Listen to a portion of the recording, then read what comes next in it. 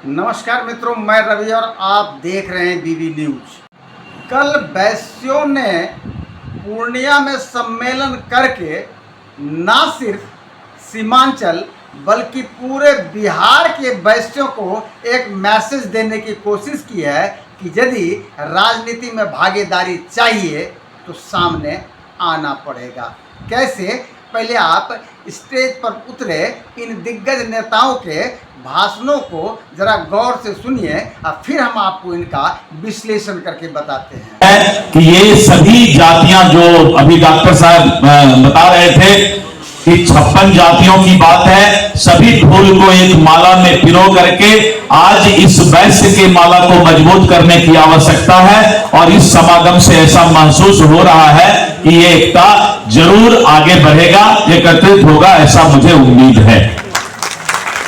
देखिए, मैं जिस राजनीतिक दल से आता हूं, भारतीय जनता पार्टी से, भारतीय जनता पार्टी ने वैश्य समाज को सदैव सम्मान देने का काम किया है।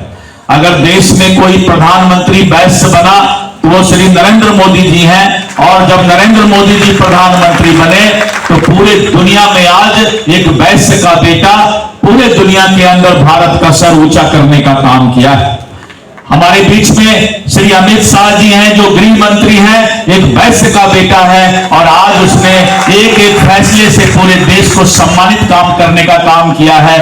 तो हमें ऐसे वैश्य के पुत्रों पर गर्व है। मित्रों, इस तरह करके नाम की गिनती की जाए तो शायद कम होगा। ऐसे हमारे बहुत वैश्य के नेता हैं जो भारतीय जनता पार्टी से आगे बढ़ने का काम किए। अन्य दल में ये तो निश्चित है, कोई भी दल हो जहां पर वैश्य का बेटा ना उप मुख्यमंत्री बन सकता है ना अध्यक्ष बन सकता है। दूसरे दल में हम लोग झोला ढोने के लिए ठीक है, रे पकड़ झोला, एक पीठ पर नहीं, थोड़ा अच्छा आदमी छो कर ले ले यहाँ 5,000 टका, ऐसा तो कर सकता है दूसरा दल, आपको इज्जत देगा, लेकिन इज्जत देगा इसलिए कि आप चंदा दीजिए। भारतीय जनता पार्टी का कोई भी नेता किसी वैश्य समाज के पास कभी चंदा मांगने नहीं जाता। अपने परिवार के सदस्य हैं, परिवार के सदस्य से चंदा मांगने की जरूरत क्या है? आपका आशीर्वाद ही भारतीय जनता पार्टी के लिए काफी है। वैसे भी बीजेपी में चंदा मांगने का संस्कार नहीं। जो हम लोगों को लोग मदद करते हैं उसी मदद से पार्टी चल जाता है। तो मित्रों, भारतीय जनता पार्टी ने जो सम्मान दिया है प्रदेश का अध्यक्ष बनाकर या तारकिशोर जी को प्रदेश का उप मुख्यमंत्री बनाया था, तो वैश्य समाज में हर वक्त को डॉक्टर संजय जायसवाल प्रदेश के अध्यक्ष बने थे। वैश्य समाज को भारतीय जनता पार्टी कोशिश करती है कि धीरे धीरे बागडोर उसके हाथ में दें। जब तक ये नहीं देखेगा पार्टी कि इसके अंदर वो जज्बा और ताकत है, तब तक उसको आपको मौका दिया। मौका बार बार नहीं मिलता है। अगर उप मुख्यमंत्री बने तारकिशोर जी, आज मैं प्रदेश अध्यक्ष बना हूं, कोई भी राजनीतिक दल ये मौका तभी देगा जब उसका पूरा समाज उसके साथ रह करके उसको ताकतवर बनाने का काम करेगा। इसलिए मित्रों, ये बहुत बड़ी ताकत बन सकती है अगर हम लोग आपस में मिल करके इस समाज को आगे बढ़ाने का काम करें। कि हमको अधिकार मिलना चाहिए, लेकिन अधिकार से भी निकलना पड़ेगा। घर से नहीं निकलेंगे तो अधिकार मिलने वाला नहीं है। बड़े बड़े पद हमारे समाज को मिले और हम दुकान पर बैठे रह जाए जब हमारे बड़े नेता आए तो अधिकार कैसे मिलेगा? मिला हुआ चीज भी आपसे छीन जाएगा, याद रखिएगा भाई साहब। समाज कैसे मजबूत होगा? केवल फोटो के लिए, नाम के लिए समाज मजबूत नहीं होता है।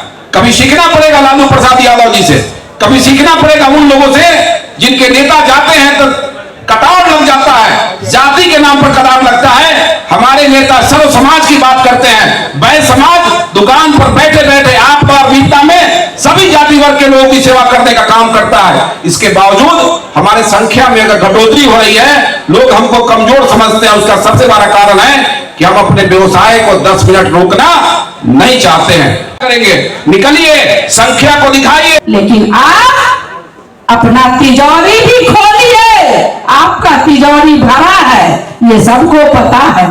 अपने बच्चे की शिक्षा के लिए और राजनीतिक चेतना जगाने के लिए आपने बिहार के भूमि सुधार राजस्व मंत्री दिलीप जायसवाल, जो कि भाजपा के प्रदेश अध्यक्ष भी हैं, और ढाका के विधायक पवन जायसवाल एवं राज्यसभा सांसद धर्मशिला गुप्ता के बयानों को सुना। अब इसे क्या राजनीतिक मायने हैं, जरा इस बात पर आप भली भांति जानते हैं कि लालू यादव ने केवल यादवों को संगठित करके 15 साल बेखौफ राज किया बिहार पर, जबकि यादवों का प्रतिशत मात्र 17 है। यानी बिहार में 17% यादव हैं, और जबकि वैश्य 22% हैं पूर्व की जनगणना के अनुसार, और वर्तमान में लगभग 25 से ऊपर है। ऐसे में यदि इन्हें संगठित कर दिया जाए तो क्या बिहार पर वैश्य का शासन नहीं हो सकता? शायद इसी के लिए इनको एक माला में पिरोने की बात बार बार आ रही है, क्योंकि वैश्य जो है कई घटकों में बटे हुए हैं। जैसा कि आप लोगों ने आपने सुना अभी जो कहा कि 56 अलग अलग उपजातियां हैं।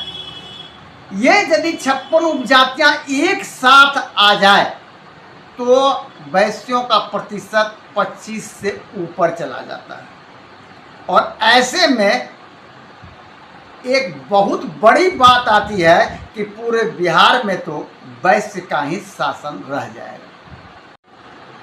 तो नसरुल्लाह के मारे जाने के लिए के विरोध में उसके थी में के लिए लखनऊ से लेकर श्रीनगर तक जुलूस निकाले जा रहे हैं, उसको शहीद कहा जा रहा है, और लोग अपनी दुकानें 3 दिन तक शोक मना रहे हैं, 3 दिन तक बंद रखेंगे। क्यों भाई? ये कौम की बात है, जाति की बात है, सिया सुन्नी की बात है। ये दर्शाता है कि उनकी एकता कितनी है। यदि वैश्य मेरी ये एकता आ जाएगी तो सत्ता में आपकी भागीदारी सुनिश्चित है।